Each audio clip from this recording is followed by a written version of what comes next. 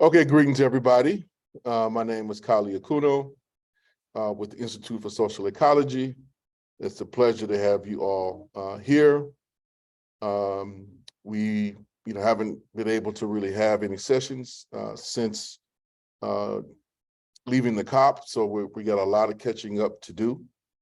And we want to bring everybody kind of up to speed on where some things are with that process, and where I think folks like myself and hopefully other like-minded people also think that we should go following this process, and we'll talk a little bit more about it. But for those of you who are just joining us for the first time, this is part of an ongoing series of discussions we're doing once a month, sometimes more, depending on the situation. That focus in on the intersection of climate ecology and race. We've been doing this now almost about a year, so still kind of building up the audience. So thank you all for joining. I think we're going to have a good discussion today that has a focus around COP27, but it's hopefully trying to take it way beyond that.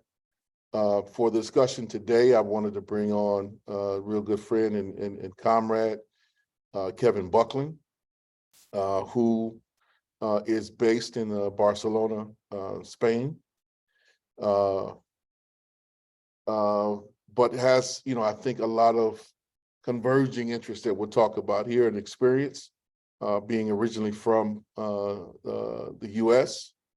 We're going to talk about some of the similarities and differences around the climate justice movements in North America and in Europe, kind of the similarities and differences. And I'll try to break down a little bit why that's important. So waiting for a few more folks to come in, as it looks like there's still some people coming in. And while that's going on, I want to get folks prepared for two things that are coming up fairly soon. And I'll announce this again at the end. Next Friday, we were going to be doing a conversation with Kamal Franklin, a special conversation about Cop City and the effort to terminate that development and similar developments throughout the United States. And really trying to hone in on that, on some pieces around how do we make this struggle much broader, and how do we deal with some of the sectarian issues that are emerging in the issue. So definitely be on the lookout for that. As soon as we can nail down a couple of specifics in terms of time, we'll get all that information out and definitely broadcast it out. I think people will learn a lot from that, particularly as that particular struggle is kind of growing and developing. And then in the beginning of March, also want to encourage everybody to tune in. We're going to have a conversation with Quincy Saul, who may be familiar to many of you, about the situation in Sri Lanka and where that is after basically the collapse of the government, which happened, this past summer. And underneath that, there was total kind of a broad or a real deep economic collapse. And what are the lessons learned? How folks are taking care of themselves, how they've averted a kind of a total social breakdown, and where to go forward, because I, for one, think these types of collapses are going to become commonplace in all too many places in the next couple of years, and some of which we're already seeing kind of take place. So what can we learn from this, right? And then amongst the different forces that we might be aligned with, how do we be in greater kind of solidarity with them will also be a subject of discussion. And I think it's a critical one, since, a nerd like me tries to, political nerd tries to keep up on as many world events as possible.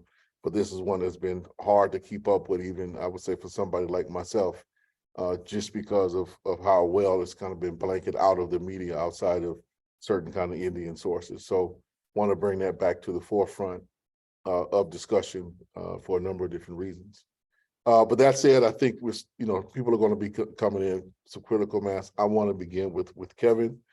And for those of you, again, who may not be, familiar with Kevin Buckland, he's an art activist who spent, the greater part of the last 15 years supporting creativity inside the global climate justice movement. He has helped to organize art spaces to support actions at 10 different COPs. The COPs are the Conference of Parties of the Climate Justice meetings, convergences organized by the United Nations. As I mentioned before, he's based in Barcelona, Spain, and is very active in Europe, Iberian Peninsula, and I would say globally. I think you undersold yourself there a little bit, Kevin. Doing a lot of work on various different fronts in the climate justice movement. So would like to welcome Kevin, and I just want to dive straight into it. To let everybody know, me and Kevin, amongst many other people, we had the opportunity to be in Sharm El Sheikh in Egypt for COP27, which took place at the end of November. And this one was one of the most, what's the word I'm looking for, Kevin? I mean, it was definitely unlike any other COP that I've been. Yeah. This was a different level in terms of I think, at COPs, they always thrive by this inside-outside game of there's social movements on the outside and there's social movements and organized civil society on the inside. And yeah, this year there was no outside game really possible. And I think as movements, we decided concretely not to do anything that would make it seem like Egypt actually is a place where protest is allowed. So we were quite conscious of trying to keep our impacts inside. And it was also kind of in Disney World. So at some point you sort of got ready to get out of there. Yeah, and for those who don't know Sharm El Sheikh, I knew a little bit of the history, particularly its political history, in part being a city developed, after the Egyptian or / Arab and Israeli kind of peace settlement, which took place. So a lot of its development kind of occurred after that. But it's basically, the Las Vegas of Egypt. So imagine being in Vegas with all these kind of attractions and trying to hold a conference or a serious discussion about how we are supposed to collectively be coming together to tackle the climate crisis. When you got a whole edifice built in the desert, which is acting in principle in the exact opposite of what they're intending to be solving. So that is where we gathered, and it was short of time in lockup and little time I did in juvie.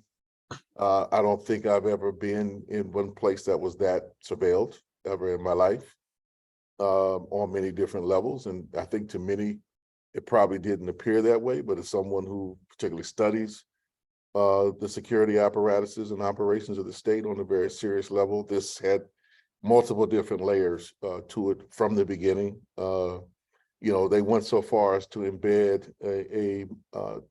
a spy code, a tracking code into the actual UN program code. So if you download it, which most people do these days, if you downloaded the UN program to monitor the events, to know what rooms and stuff to go to, you were automatically, plugged into the Egyptian security apparatus at this particular one. And we found out, luckily, some folks were on their P's and Q's and let many people know the day before the COP got started, but there were already thousands of people who had downloaded that program. So even if you didn't download it, such as me, every text or anything I sent to anybody was automatically ensnared, captured, and stored in their database. So this is just a little bit of the context of what we were meeting in. And then there was the objectives of this one. And this one was supposed to be dealing with some particular sections of the Paris Agreement, mainly about climate mitigation, climate fund. And there was one more major thing this one was supposed to be dealing with. They were fighting a bit too about the I don't know if this is what you're getting at, but the inclusion of whether like we can actually be talking about fossil fuel phase out or fossil fuel phase down, or none of that language in the text. So again, these UN statements are sort of like literary battles, and it's always hard to tell whether it's really important or whether it doesn't matter at all. But that was one of the kind of narrative showdowns. But the host country is the facilitator of the conference, so they do have quite a lot of power. And Egypt definitely, like with their offshore gas reserves, interest in anything they can get in to get foreign currency in, and some of the risk their economy was in, especially because of food prices related to the Ukrainian grain, which they were the largest consumer of before the invasion. They were kind of trying to make sure that I think the economics was more of a priority for them than the climate, and that showed. There was, I think like 25 gas deals that were sort of signed in the hallways and side rooms of this COP. So yeah, so the fossil fuel phase out thing didn't make it in. But... Well, where I was going to go with this one, and then this leading up to is in my view, this was, none of the COPs have been that successful, let's be real, in terms of meeting the stated aims and objectives, but this one didn't even try, right? I think it was a planned and abject failure. It just speaks very clearly to where, the nation states kind of driving this process, that they're not really interested in open public or democratic debate. They're not really focusing in anymore on altering the text in any fundamental way. And they're just locking in on creating new forms of capital, right? That's what this particular COP was about. And what I think to me became very clear, then when I get to questions for Kevin and open it up, but just wanted to let this open up, is that our social movements, we're weak right now. We're very weak right now. I think at one of the weakest points we've been in the last 20 years. And that really showed in this COP, I think, in particular, in the preparations for it. And one of the things why I really wanted to have Kevin on is being someone who's had some experience, organizing both in the United States and in Europe, is the comparing and contrast of our social movements, around climate justice. And why I think this is important, and then get to the questions. Having gone to most of the climate, to the COP engagements since 2007, there's a few I've missed in there. These differences between our two social movements and how we approach the COPs and how we approached questions of confrontation with our so-called national governments and with the process overall, the differences between, in particular, the North American and European movements, sometimes I think it's hurt us because we haven't exactly been on the same page. And so, I think, for instance, in Copenhagen, which was one of the ones where the social movements played a critical role in actually bringing the deliberations to a halt. I remember very clearly from that one, most of the U.S. forces that at least that I have been aligned with and worked with, we were very happy that the deliberations got shut down. A lot of folks on the European side were very dismayed that got shut down. And then that created some pretty critical divisions in how we approach, particularly the Paris Agreement, right? And if you remember, Kevin and everybody, there was a lot of debate leading up to it as to whether our objective should be to shut it down or to make sure that we had some level of a type of agreement that then we could kind of build upon. And that gap still exists. And we have to figure out, I think, in this next phase of how do we bring these two particular movements together, because another critical thing that came up, and I think the last two COPs, I will include the one that happened in Scotland in this vein, is that folks from the United States and Canada and folks from mainly the Western European countries in particular, we have the greatest freedom of movement within the present global arrangements. That's just an imbalance that we didn't create, none of us in this call, but it's a political reality, which means that what we do when we go to these spaces like the COP, those of us who have this kind of mobility, becomes much more important because many folks from Africa, Asia, Latin America, Oceania do not have the same access and opportunity nor resources to get there. So how we intervene, I think, becomes critical. So what I wanted to do, Kevin, is before we get into some things, from your perspective and your experience, just really give us a breakdown of the climate justice movement in Europe right now, where it's at, kind of what its social base is, what kind of you see are its kind of main strategic priorities and outlines, and where do you think it's headed? If you could start with that, I think that'll give us a kind of a good grounding towards doing some problem solving, starting from this discussion and many others that are emanating from it. So I wanted to open up that, and sorry it was so long-winded to get to that point, but I think setting the table was critical. But no, thank you, Kali. No, and I'm excited to be having this conversation because I think as someone who's lived and worked on both sides of the Atlantic, I think that there's really very little knowledge transfer and tactical collaboration that's happening, even though language isn't a barrier. In Europe, almost all international organizing happens in English as well. So I think there is a lot more potential for us to be better aligning. And so I think in Europe, I think it's good to know in Europe there's I think a bit more polarization than there is perhaps in the US. There's our strengths are around infrastructure-based and land-based defense. There's ZADs, like zones à défendre, like the airport defense in Notre-Dame-des-Landes in France, where successfully communities have occupied an area that was supposed to be an airport and have held that now for decades. And then that has spawned a number of other sort of forest occupation protection things. Just last week, there was probably the biggest recent event in climate movements was Lützi, this German town on the edge of coal mine that was slated to be destroyed, and that really galvanized the entire European movement. Also, the Germans are incredibly organized. They've been doing these mass direct actions for years. I've been part of a few of them where literally thousands of people together go in to shut down a coal mine, really well organized into affinity groups. So targeting railroad tracks, the mine itself, the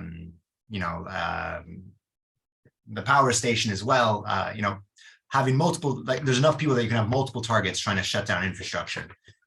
So this is really where I think some of the strengths are, kind of these punctual infrastructure shutdown moments that now happen every couple of months. There's a big action like that. And that really has grown off the back of the climate camp movement that was started, particularly in the UK, growing out of the anti-roads movement. But it's really this idea of we come together, spend some time together, and then from there have a camp that's a hub to do actions. And I've always been surprised that didn't seem to catch on more in the US, because that really is like the backbone of at least European direct action organizing. And then on the other side is, there's a central, there's Brussels, there's the EU government. So there's a lot of coordinated policy that can happen across international. So there's necessity to have more coordination than there might be in the US.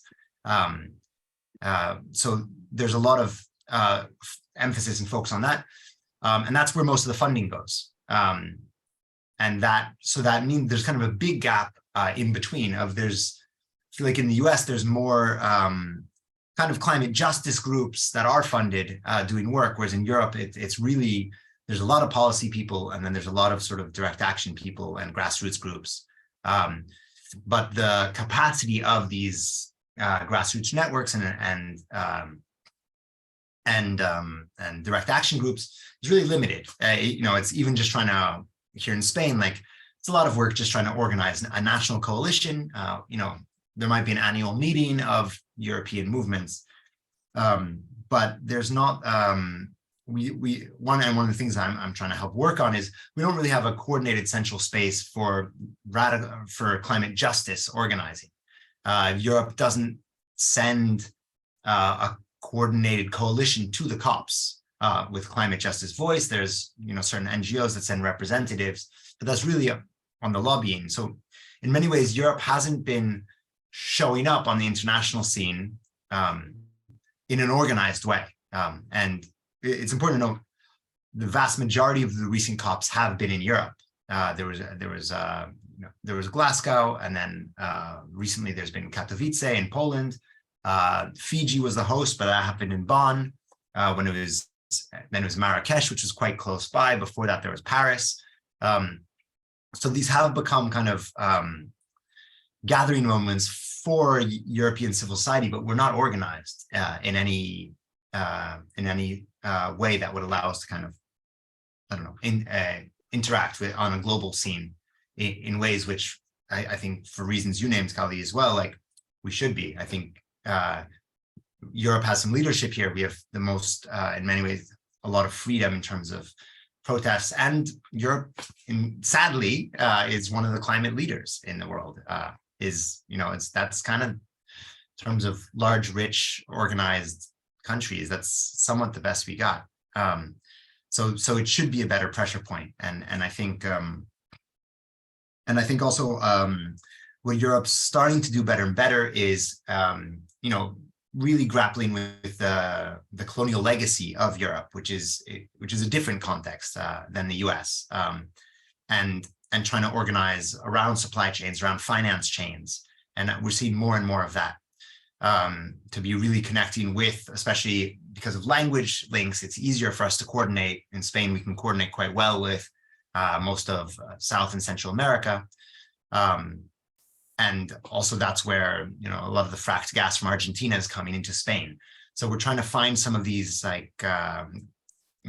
colonial supply chains that are still in effect, and using those as places where we can be enacting direct solidarity with countries in the global South, and also specifically targeting the financial institutions, which so much of which are in Europe, that are financing all this damage. So, and then I guess the last thing I should mention is how, I don't know, I haven't been back to the US in a while, but the invasion of Ukraine has really changed things here. What was countries that we're talking about coal phase outs are stalling on that. And what we're seeing is a dash for gas. And if your gas prices have gone up in the US, it's probably because Europe is now outbidding and trying to get as much of this fracked gas over as possible. There's tons of plans to build LNG import infrastructure. And there's plans all across Africa for gas extraction and export. There's even plans for a pipeline from Nigeria to Morocco to be bringing more gas to Africa. So they're really, it's a big fight right now, where fossil fuel industry is trying to double down on fossil gas as their solution, and movements are trying to push back and say, actually, this is the moment to move off all fossil fuels and onto renewables. So, but to complexize this, Brussels has just passed an ordinance saying, for large-scale renewable projects, you don't have to do environmental impact assessments. So we're also seeing the dangers of some of these large-scale centralized solutions coming up around renewables in reaction to the energy shortages created by Russia's invasion. So let me get clear on that. That they passed that, or they proposed that? I'm pretty sure that was passed. Wow. Okay. Yeah, and as I understand it, and I'm not the policy person, but for smaller scale stuff, you still have to do the environmental impact. It's really just the big level stuff that you don't have to. So, but interestingly, fights against renewables that's in Southern Europe. That's actually because there's this north-south relationship inside Europe as well. But there's really a push to try to get Southern Europe with their sun and wind to be providing energy for Northern Europe and specifically Germany. Here in Barcelona now, they've just proposed the pipeline from Barcelona to Marseille to France to connect up to Germany. So you're seeing sort of the economic and political power Germany's got of trying to get all of Europe to funnel energy towards keeping their economy going, which is essential to the EU in some ways.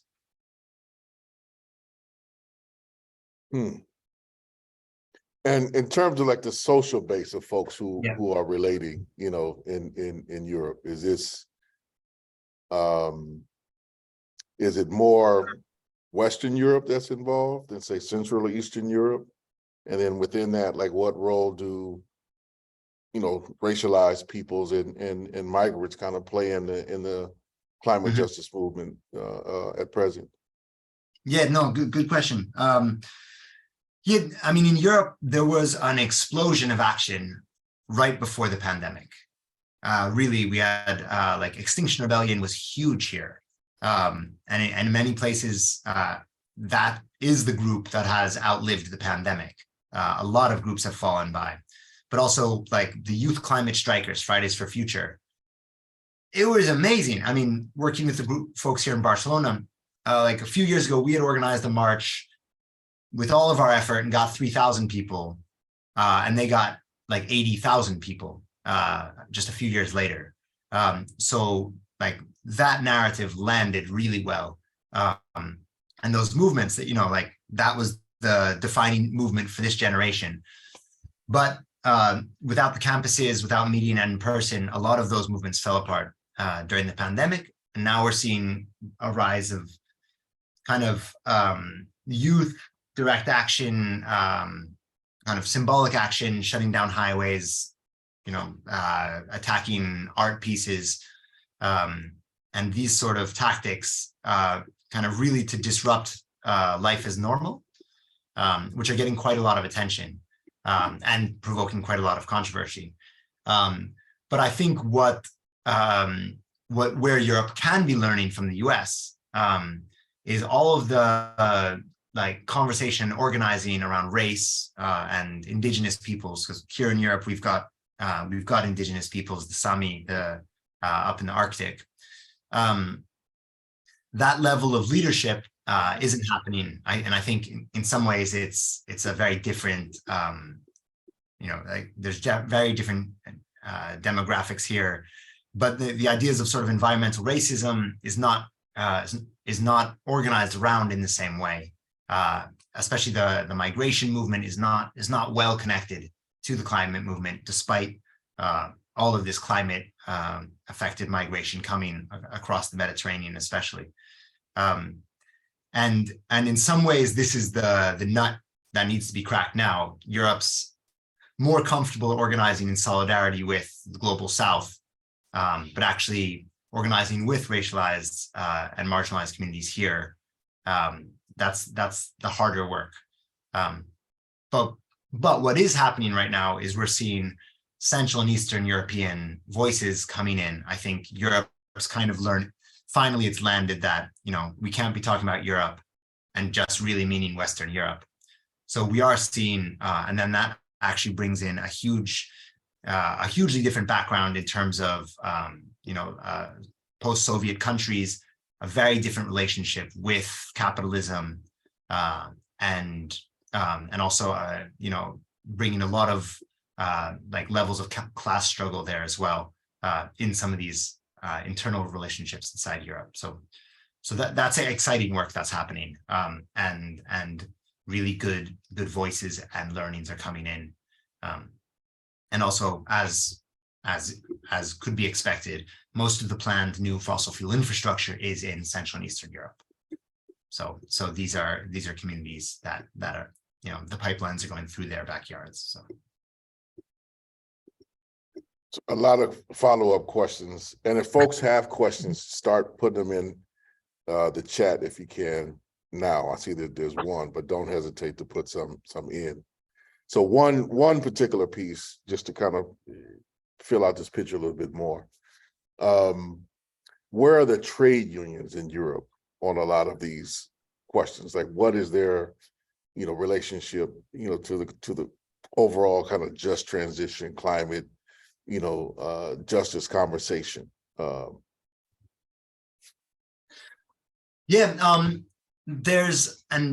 definitely don't think I feel like totally expert on this. But I think it's happening at the margins. It's happening like not at the margins of the unions, especially now with the current cost of living crisis that really, 4 out of 5 Europeans are being affected by the economic situation going on right now.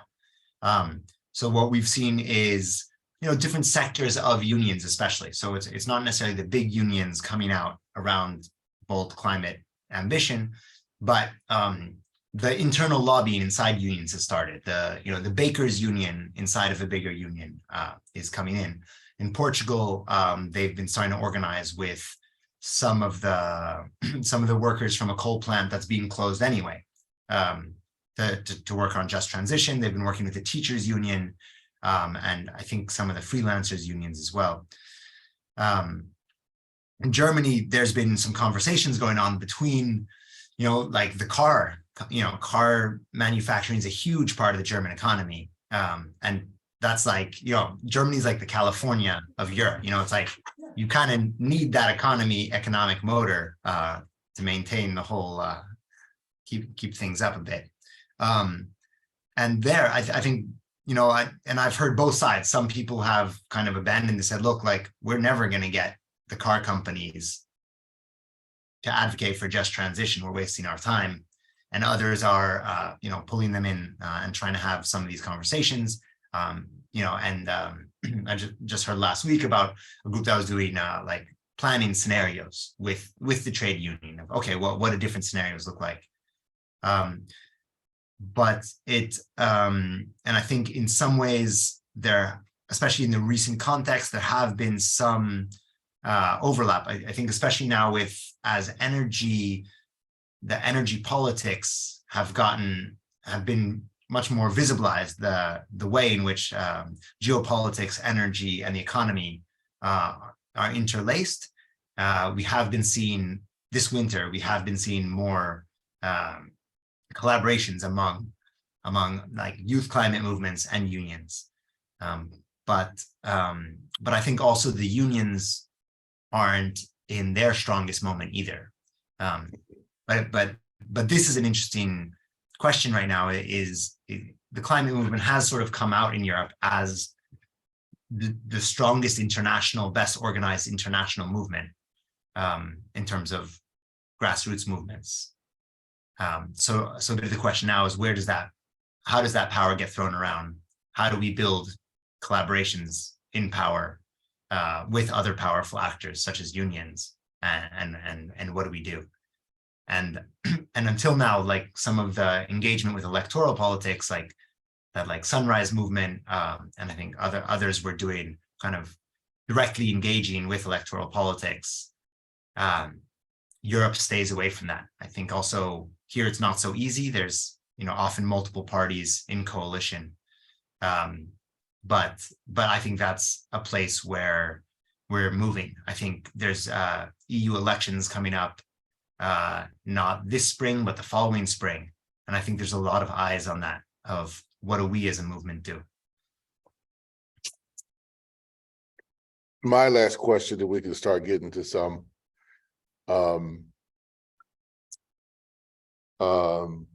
well, maybe two questions. And I'll try to make it brief, y'all.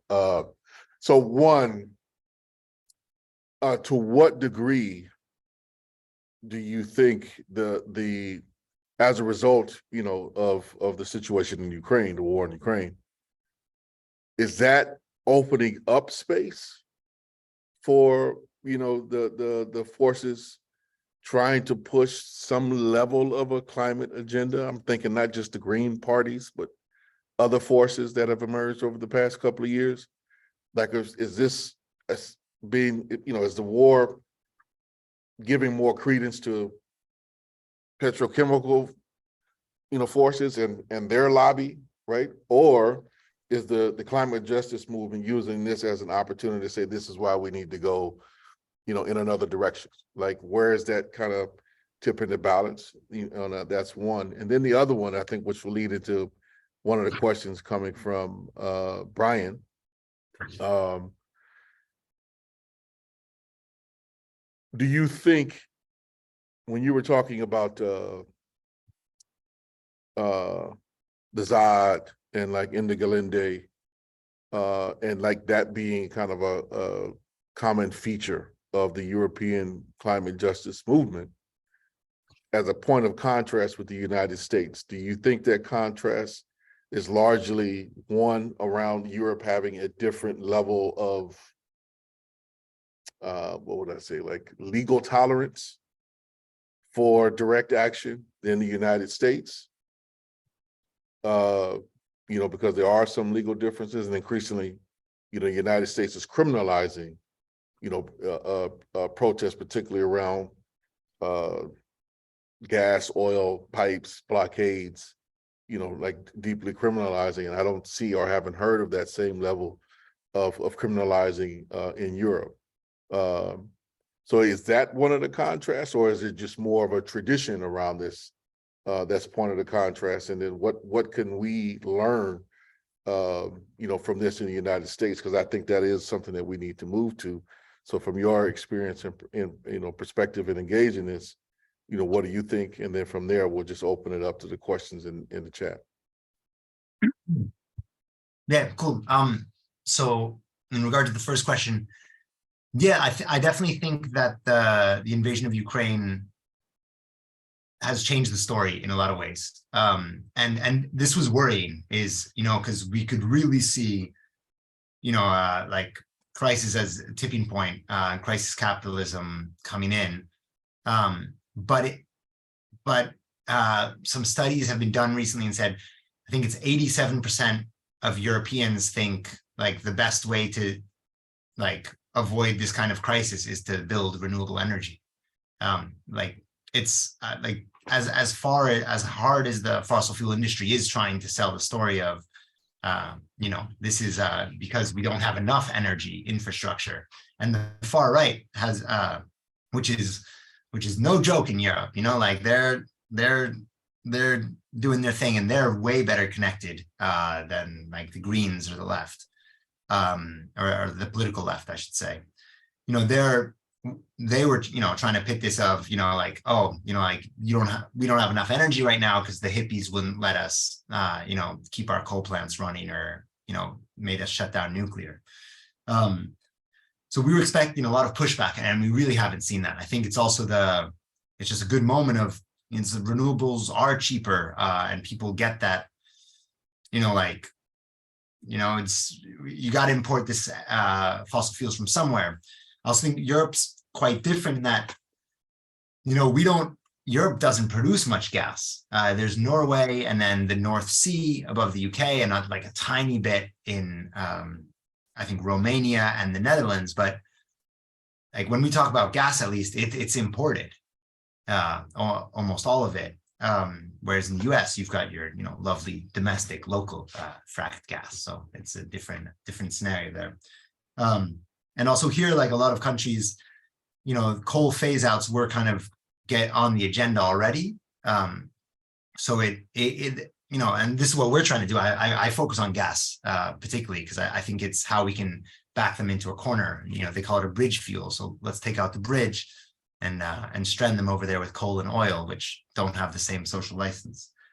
But this has visibilized crises in a different way. This has kind of given us a space for intersectional organizing, which I think there's a lot of interest to do. I think a lot of movements have seen how their struggles are connected and the same. And just as we're seeing in a lot of countries, in Hungary and others, and Poland, these broad coalitions forming against the far right of political parties, I think sort of the movements are also seeing this a bit of, hey, we gotta start working together, because this is a real fight that's happening right now.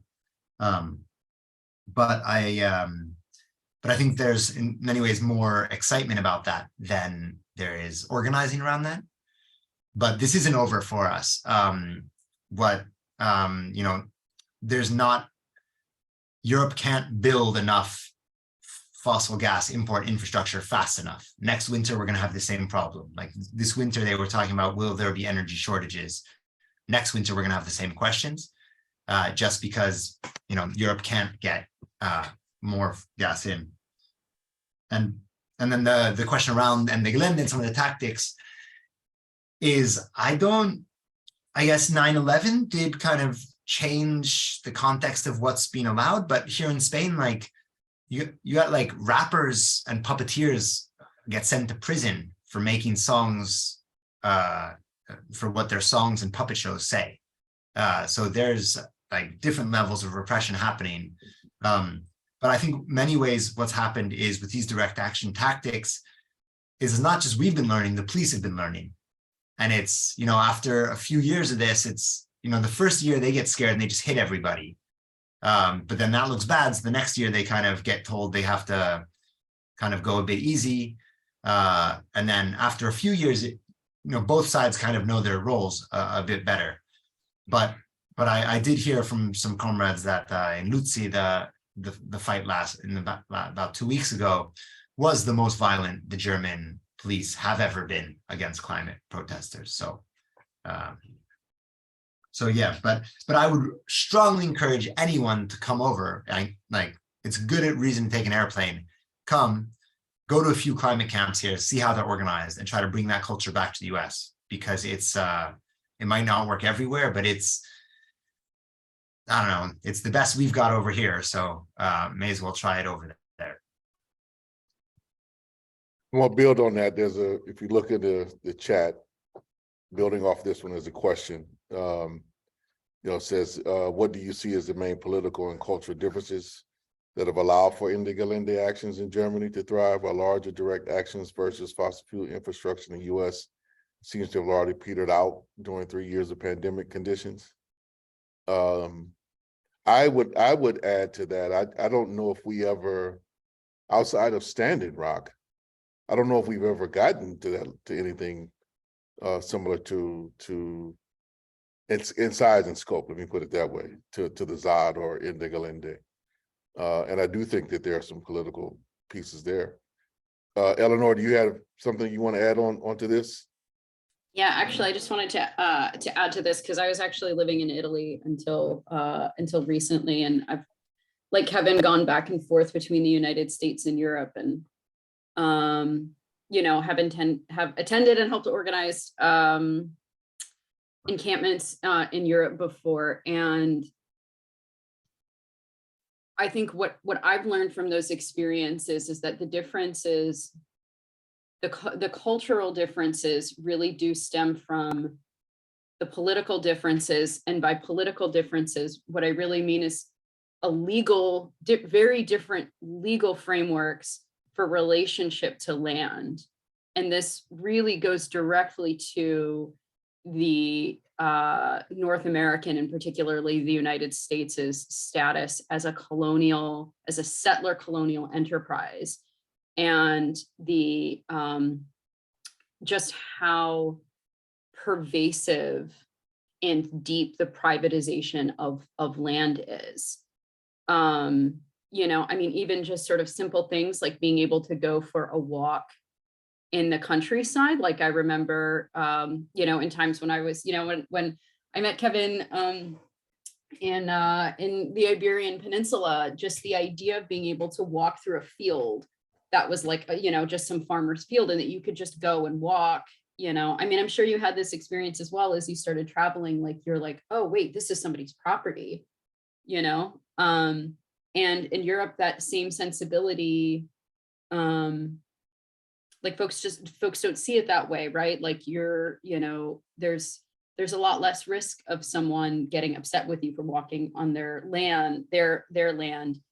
And, I know especially in Northern European countries, there's certain rights and protections for walking in the countryside. I was living in Italy recently. I know there's protections there as well, that you can just exist in the countryside, and in the United States, that's just so not the case. And I think it's not an accident that Standing Rock happened on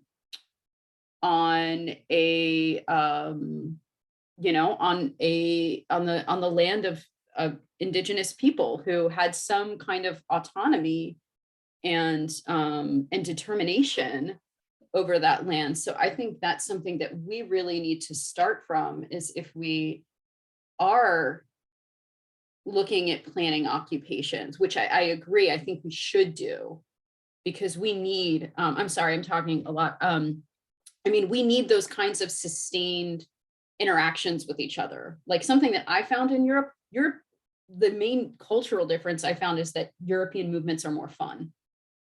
People make music together, they dance together, they break bread together. People, there's a much more kind of like humanistic sensibility to it, whereas in the US we're like work oriented. It's like, like you have very tight meetings with tight, agendas and things like that. Like we don't have fun with each other. And this is one of my main lessons that I really want to take back to the US, is like, we need to have that fun. We need to have that proportion of like time that we're spending together just for the joy and the pleasure of being human and being in the struggle, as opposed to like the work. So I think land occupations are really crucial in that, right? Like sleeping next to each other, waking up in the morning next to each other, trying to figure out how you're going to get breakfast. Like these things create strong relationships, and we need that. But I do think before we can plan something like that, we have to look really carefully at where we can do that, and what are the spaces that we're most likely to be able to hold on to. And I also say that as someone who witnessed the eviction of Zuccotti Park, and seeing just how quickly, something that was so beautiful, that developed so quickly, and that was so powerful in such a short amount of time, and that was so inspiring. But then seeing like just how quickly they were able to just like cut off that stem, and it all completely fell apart. And it all had to do with to land and space. So I just want to sort of bring it back there, that like, just as Europe is starting to really understand in a deeper level its colonial legacies, that in, particularly again in the United States,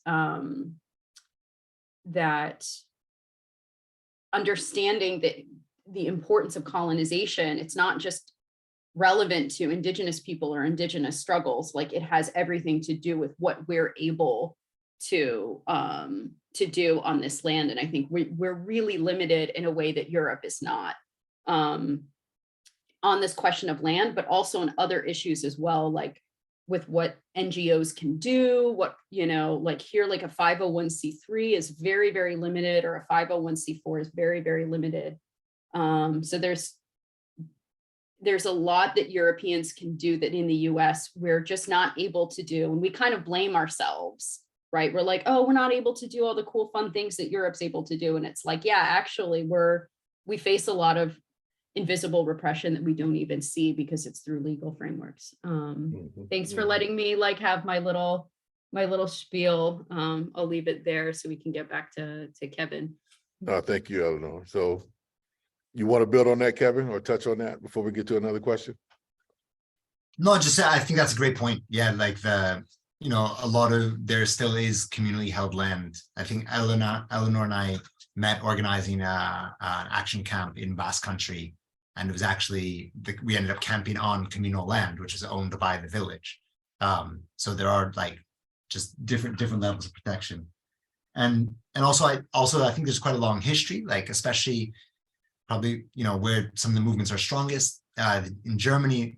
The anti-nuclear movement, for a long time now has been experimenting with the tactics that we're using now. Like they were the ones workshopping them, having thousands of people blocking nuclear waste trains coming from different places, starting to target infrastructure in these bigger, more coordinated ways, and the anti-roads movement in the UK.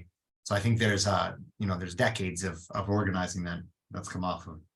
And yeah, and I think just one thing I do want to mention, because I don't know how it's going in the US, but one thing that is all over the place now is I think a much deeper consideration around care work inside movements, and actually the long-term impacts, especially around marginalized community folks who, because there's so few of them in these places, tend to get, can easily get overstressed and over pulled out. So I think there's like a lot of ways in which the movement's trying to kind of embody some of its politics of care in exciting ways, and bringing in some of the eco-feminist principles that bringing those into the movement. So yeah, I just wanted to add that as one last thing. I think there's a question maybe for both of us that Eleanor raised in the chat that I think also goes into a point Hendrik and some other folks were making. Do you feel like this last COP manifests as a more conservative reactionary political force than in previous years, previous COPs? I'll weigh in on that a little bit, but you first, Kevin. Well, I had a funny moment at this COP because this COP, there was much smaller civil society than in the past. No one that really wasn't going to go inside was going to go all the way down to this walled city. I forgot to mention it's walled. If you can't protest. So civil society was smaller, so we were kind of better coordinated in some ways. But at some point towards the end of the week, I was like, wait, we haven't done any, and I was there in my capacity supporting arts activism, the Artivist Network, who I work with, a collective I'm part of, and we were there supporting cross-constituency actions. And at some point we're like, well, we haven't done like any actions about keeping fossil fuels in the ground. Like the whole conversation this year really was around, and there was a big push from, like Climate Action Network and other groups. Really, the strategic focus was on, we need to get a loss and damage finance. We need to get a loss and damage fund and mechanism locked in, which makes sense. Like people are being impacted directly. They need quick access to money to be able to sort out some of these crises. But the Green Climate Fund hasn't even managed to raise its 100 billion a year yet. So it's sort of like we haven't even managed to get the money that was already promised. And then as a movement, we're kind of demanding more. So I think, at least for me, there was, I took it as, I hope this was a strategic tactic for this year, rather than a tendency away from actually organizing around stopping extraction, stopping emissions at the source. Yeah, I don't know, Kali, what do you think? I mean, I'll be frank. I think as it relates to the COP process and where it is, we've lost that struggle, to this point. Doesn't mean it can't be revived, doesn't mean it can't be reinterjected. But in reality, the compromises that were made in Paris, we lost that space. And all the COPs since then, this one I think even more so, and that even has less to do with Egypt than what they were actually trying to accomplish.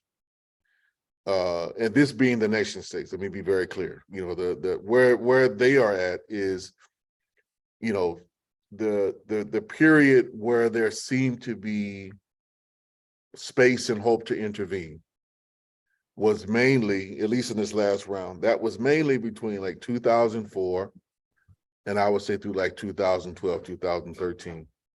And it was on the heels of, I would say in particular, Latin America being the lead, where you had leftist, governments, pinkish governments, if you want to call them that, the pink tide, that did have real strong social movements, right? And it was during that period, like the rights of Mother Earth and the Cochabamba Accords, all those different things that were really this combination of energy from these kind of progressive governments and the social movements, with really, I would say the social movements, at least in most cases, being in the lead.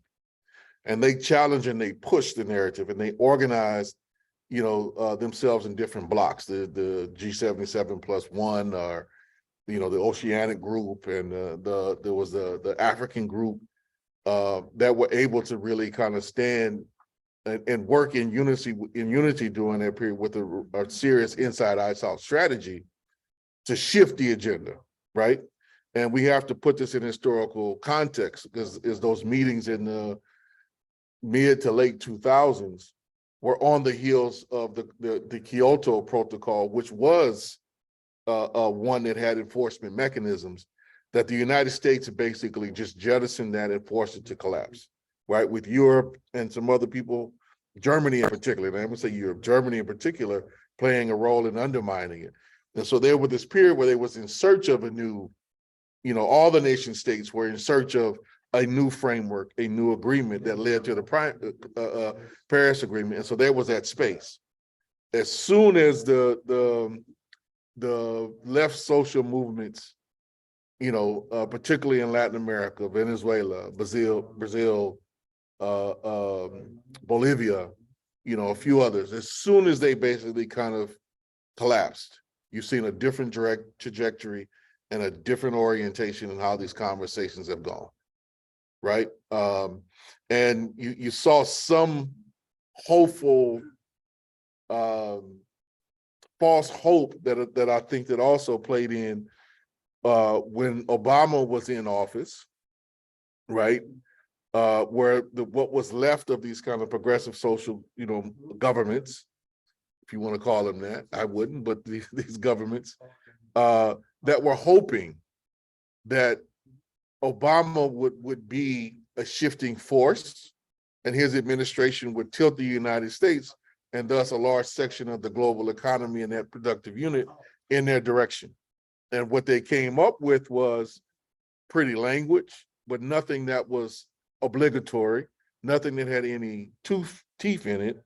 And they basically watered it down, and it had the impact on the social movements, and it had an impact on the governments, because everybody remember, so much of the conversation was, we got the United States at the table, and we have a framework that we can work with that might be binding because there'll be players in the game. But basically, since then, this whole piece has been about how do we, I would say, from the intersection of where capital is, right, particularly the chemical industries are at, and where the nation states are at. This has fundamentally been about how do we enshrine and ensnare this in a particular way that it complements all the agreements that are set up in the WTO, with all of its inherently anti-democratic structures to it, that are totally outside of the realm of any kind of political intervention, at least by social movements to this point, at least the last 20-something years. And it's definitely been, each one has been more and more conservative, and the choices have been more and more conservative. Like, they very deliberately, not just because of the pandemic gave them an excuse in Glasgow, but the one they had in Poland and Europe and Germany before that had very exclusionary principles to it. And then choosing Abu Dhabi and Egypt as key places, that's not by happenstance, that's not by coincidence. That's a deliberate choice that they have made to make sure that we, quote unquote, the civil society, could not engage. And definitely those forces, that are there to like deliberately challenge different aspects of either the entire process or some particular word craftsmanship or whatever might be going on. So yeah, this thing is definitely moving in an ultra conservative direction at this particular point, and there's nothing short of I think a reinvigoration of this kind of collaboration between progressive nation states and social movements that's going to change this orientation at all. Yeah, as usual, nice analysis, Kali, thanks. No, and this is something I've been struggling with too. I have a really strong memory of at the COP in Cancun. 2010, being in the room as Bolivia was like really fighting back against the implementation of RED+ and market mechanisms. And it really was the collaboration of Bolivia, a few other states, and the indigenous groups, like working hand in hand, against market mechanisms around privatization of nature that, at least push things back for a bit. But I think, what we're seeing across our societies around this, it's this showdown between, who's got more power, the corporations and the nation states. Like, this is what we're seeing at the COPs as well. And it's it's dangerous. And I think we're seeing this plays itself up to this kind of divide and conquer. Like, what we see a lot is in these coalitions, small island states, whoever's leadership, suddenly, their aid money gets threatened if they keep speaking up, or they'll, they get off, like after Copenhagen, the Maldives kind of got bought off by the UK. So there's, it's tough. It's tough for these, also what power do these smaller nations have besides the moral authority in these situations? Especially, and the more these are not the countries that are emitting. These are not the countries with the money. So maybe that's a good question. Like, what power are some of these most impacted countries? What's their power that they're bringing here, and how is that power? How can we be building that power from movements, I guess? So related to that, I think this one came from Hendrik. What are your thoughts on building towards a people's COP and boycotting COP28 in the UAE in favor of building our own agenda outside of the COP spaces? What's your thoughts on that, Kevin? I don't know. It's tough. I've been going to COPs since Montreal, whenever that was. But these, this is a question of, at what point do you say a space is too contaminated to be worth it? But then if you abandon it, who you abandoning it to?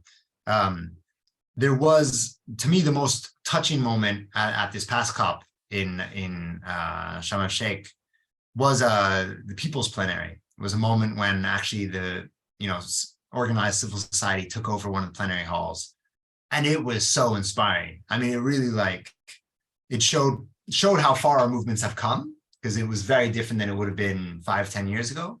And it also showed, it really gave me hope. It was like, man, I think we could figure this out pretty fast if we, just didn't have all these private interest groups in there. But I guess the question is, what power do we have to be organized in these spaces? And one thing I did want to mention, because this was a European-wide campaign that I don't think went international, but this was around Glasgow. There was a campaign spearheaded by Climaximo, a Portuguese grassroots group that's doing amazing stuff. And they led what they were calling the Glasgow Agreement, which was a direct action framework based on the idea of countries looking closely at their national commitments under Paris, looking at which infrastructure in particular are not aligned with that, and then doing direct action to shut those down.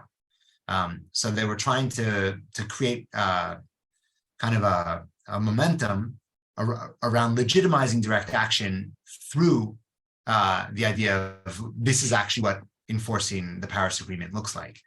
And that, that got a bit of pickup, but it was tough for the grassroots groups, to be honest, to be doing that level of research,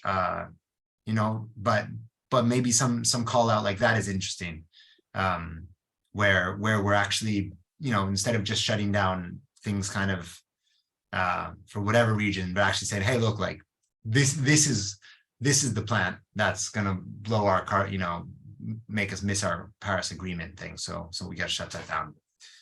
But I don't know. Kali, what do you think about these ideas, these people's COPs or people's spaces? In truth, this has been my position now for well over a decade.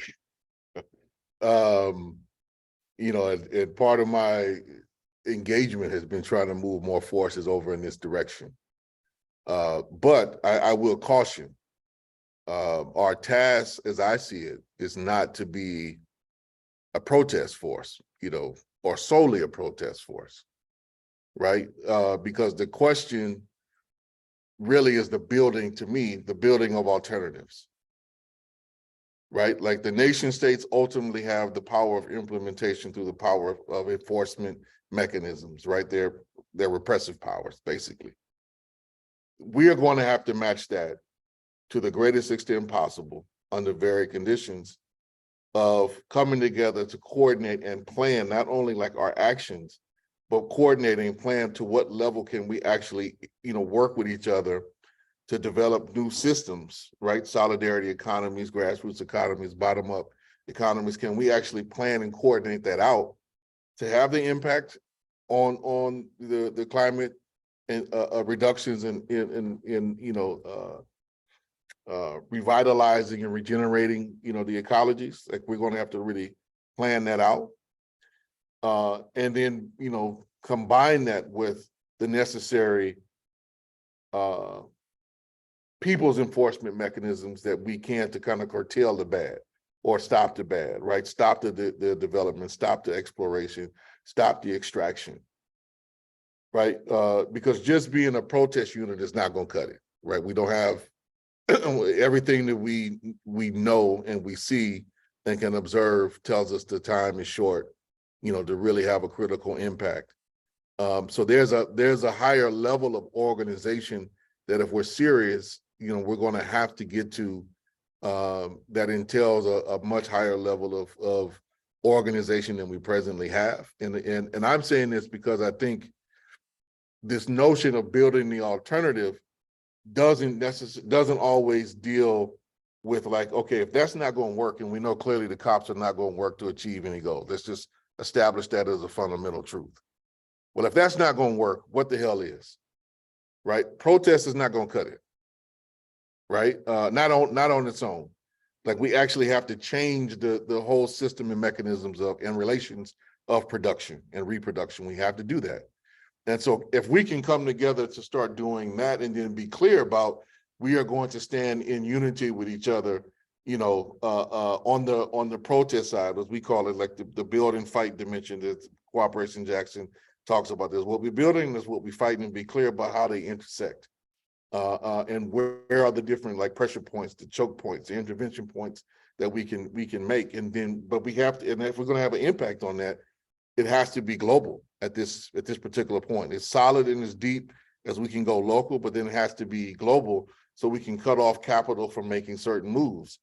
And I think, like, we have to, I think there's a good opportunity. Let me put it this as something I've been stewing with, and been toying about, playing with. I think one of the things that came out was, like, Lula made a statement, the Ignacio da Silva, the once again president of Brazil. He put out a call saying that he wanted to host a COP, something that he threw out there on one of the last days when he showed up. I think we should call this bluff, right? And I think, we should experiment, with the social movements that are there, which are still, I think, fairly profoundly strong. They're not as united as they once were, but you have the Landless People's Movement, you have the CUT. Those are just two, not the only movements of their kind in Brazil, which still have a lot of social weight. Can we develop a coordinated program and an international kind of response force that stops the deforestation in Brazil? And can we start setting up, like, international camps allied and taking direction from indigenous people, that are focused on not only, stopping the deforestation, stopping the extraction, but developing and learning new ways to how do we regenerate the forest, regenerate the soils, regenerate the water cycle, and make this an international school of learning, that this just be a kind of a jump off point to reestablishing that and building the ties. So I think there's a lot that we can do, and I think redirect and move some of this energy, from the COP, and still use it as a gathering place for the political and social legitimacy it still has within the nation state, kind of process, that I think that we can kind of co-opt and piggy bank off that,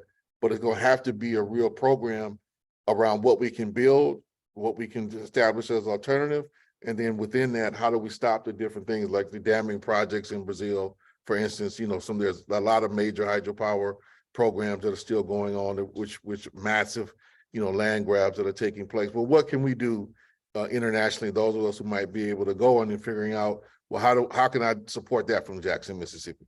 Because all my folks are not going to be able to go. But there are things that we can, set up and do on maybe the economic front, boycotts and things of that nature, that could help. So I'm all for it, but it's going to require our movements having a different conversation than just stopping the bad, deeper conversations around how we're going to implement and create the new society that we want. And we still aren't having those conversations. We're having them in silos. We're having them all too often in kind of isolated, ideological kind of units. And we have to develop a practice which says, I'm not trying to necessarily, from my perspective, I'm not trying to necessarily get you to change your ideology, but I am trying to get you to change your practice. And if your ideology can help, develop a broader democratic practice, then hey, we'll all benefit from it.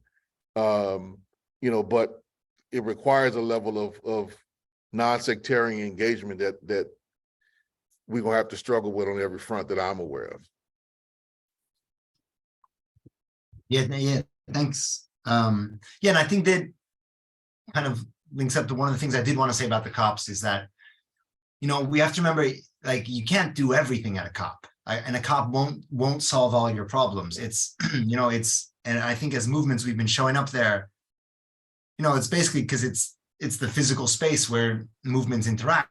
So it's, people try to have organizing spaces there, but there's also this political agenda going on, and which you got to respond to that you can't control. And I think, like, I produce actions at the COP. That's like how I support the movement.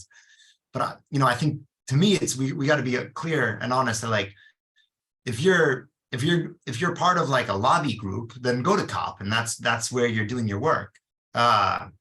Or go there and like understand it as a comms opportunity, because there's press from all around the world there, and that's how we help shape stories that are coming out, and we help what happens from it land. But let's not also try to make that the international organizing space. And I think we need to be building up other spaces where we can meet on our own terms, on our own time, without having to like talk global strategy for 20 minutes, then run off to a meeting because there's just too much going on. And I think this is like some of the, as a movement, we're trying to get out of this like panic mode, I guess. Like we need to kind of stop, chill, and try to make some deeper, longer, better plans. And COP is not a good place for that. COP is, you're in adrenaline panic mode the whole time because Saudi Arabia just always said something and you got to respond. So I think we do need these alternative spaces, and I would love to see, actually, like, especially with this next COP going to be such a dismal affair, that maybe this is actually a good time and an excuse for organizations and individuals that do have these resources to go to actually let's put those resources somewhere else. Let's step out for a year, have a bit of a reshuffle, a bit of a rethink, and see what can happen. And I haven't been following much, but I have heard Pablo Salón, who was one of the delegates from Bolivia, who was the man actually arguing that I mentioned before, trying to keep market mechanisms out of the text, that there are some kind of initiatives happening around trying to pull together spaces of alternative spaces, and likewise, the Earth Summits that he's been calling and trying to pull that together, which I'm supportive of, and I definitely want to, Henrik, if you're listening, still, want to push like GGJ and CJ, kind of more in that direction. I've had a little bit of conversation with Tom of IEN about it, and I definitely, he definitely has some criticism, which I think is right and on point. But I think it's something that can be addressed, like the social movement kind of component is somewhat missing. I think it is what I'm hearing in terms of what Pablo is doing now, and it's more kind of academic heavy. And my argument, that's something that we can fix if we choose to engage it. Those of us who are more, at the base and root of social movement, kind of organizing. So that would be kind of on us to do, right? So, but I'm in favor of the general concept personally. Can I ask you a question, Kali? Were you at the Cochabamba summit? And could you say anything about like how you feel like that, what we learned from that, or what worked or failed about that? I wasn't there, number one, just so folks know. That was one of the ones I missed. And I'm still kicking myself about that to this day, because what I missed it for wound up being kind of BS, but that's a whole nother story. But a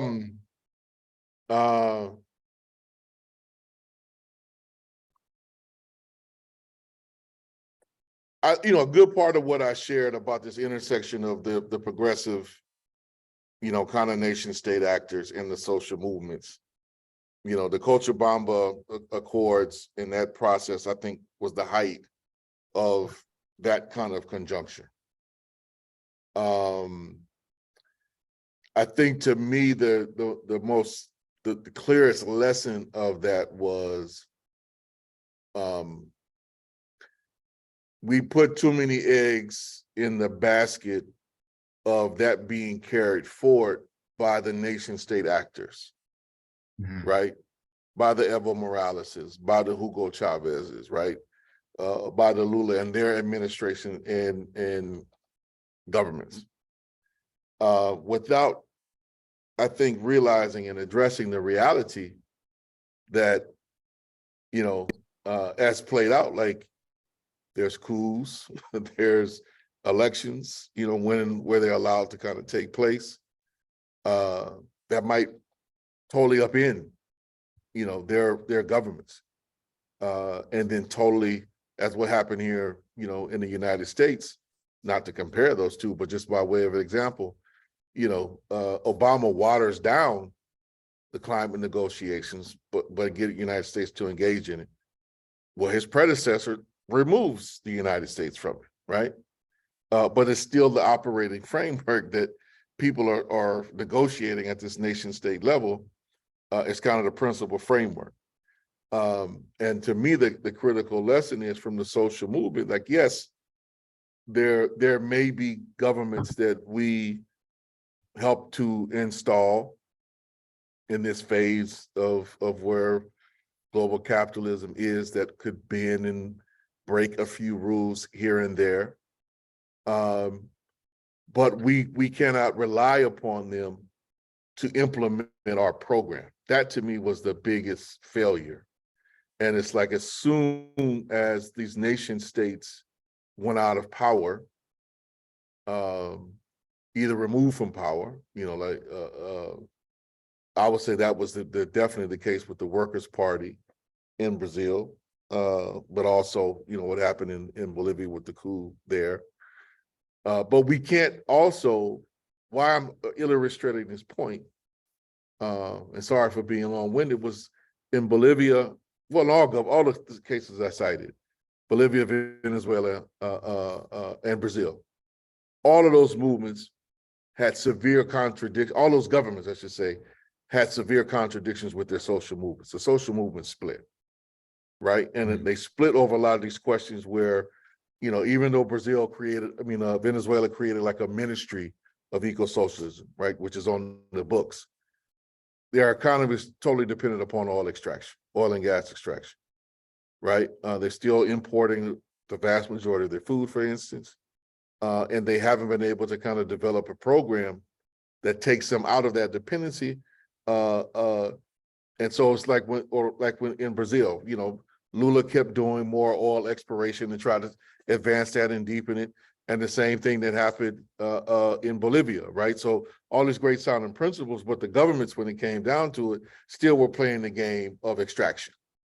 And that split the social movements. And I think the social movements have to remember kind of what our role is. And then for me, this is where those points where I would try to interject, is that ultimately, from my perspective, we're trying to eliminate these nation state structures and implement a deeper level of people self-governance on every level. So for me, I can't, and that's the ideological point, but it does guide my actions in the sense of what I'm ultimately leading to by trying to build the strength and capacity of the social movement. Again, it's not to just be a protest force, but ultimately to be an actor, the primary actor of self-governance. So that, to me, Coach Obama got us to a particular place of recognizing, it totally, it's a tool, one of the most brilliant tools I think that our movements have created in the last 100 years, and we're not even hardly using it anymore, right? And if we really applied it and used it, it was a fundamental shift in the orientation of rights, right? It totally expanded this notion that gave the earth actual rights. Now, some people within the Western framework say if there's no, subject there to directly negotiate and deal with, then you can't really have rights, like a river can't have rights. And I would say, no, that's BS, right? It's kind of our framework and perspective on both how we view consciousness, but also what our relationship is to everything within our environment. That itself was, I think, a profound shift that we should be using that could help pivot some of the kind of global consciousness that we need, that this tool, I think, helped us move in that direction. But because the certain nation states were, this is my argument and perspective, since certain governments weren't using it anymore, it seems that some of the social movements stopped using it too. And I think that was a mistake. The social movements need to say, this is ours, we own it, this is the framework that we want to build upon going forward. We can fill in some gaps, we can expand upon it, here or there.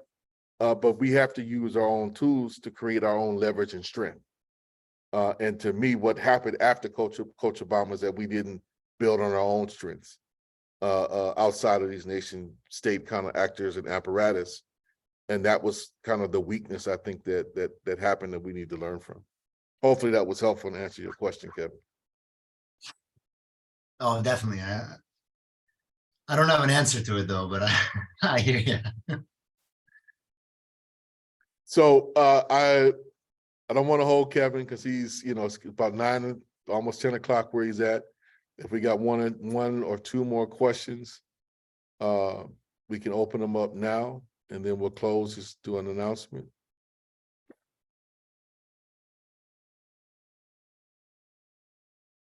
I just see a statement. Thanks, Grace. Indigenous relationship to nature is key.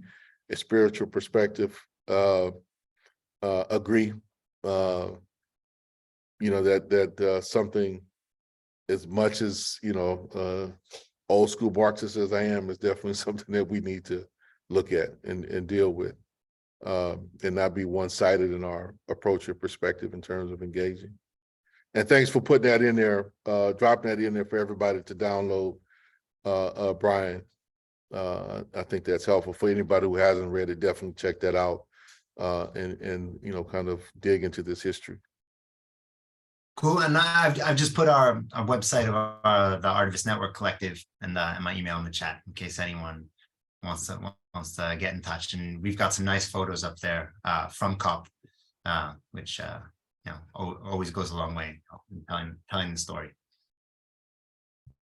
Well, Kevin, no seeing no questions. I don't want to hold you up.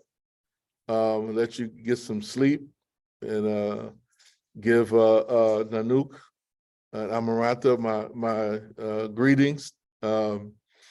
Glad you were able to join us. Everybody, thank you for checking this out. We'll have it out to share on YouTube within the next couple of days. Please share it amongst your family, friends, cooperators, so they can engage the conversation. Let's try to expand it and keep it moving. I would ask everybody to tune in next Friday. We're going to still be finalizing the details. We're going to be talking about Cop City. One of the things I just came to my mind, Kevin, is that we need to put some of the folks, if they're, I don't, the key forces I know that are playing a kind of a key role in Cop City. have not been in contact with folks from the ZOD, and that's an omission on my part. But that's something I think we need to connect, because it's definitely an experience which is drawing upon that and trying to get to that point. It's going to have to get to that point if it's successful. But check that out. We'll be in conversation this next Friday. Be in conversation with Kamal Franklin, old friend and comrade, about Cop City and the lessons and needs that are coming out of there. So definitely check that out. And then in the beginning of March, we're going to have a conversation with Quincy Saul about Sri Lanka and the lessons to be learned there from the social collapse that I think we kind of witnessed there, and how folks are faring in with the mutual aid systems and things of that nature that are being developed. So stay tuned, and we will see everybody soon. Thank you. All right, thanks. Have a good afternoon. All right, y'all.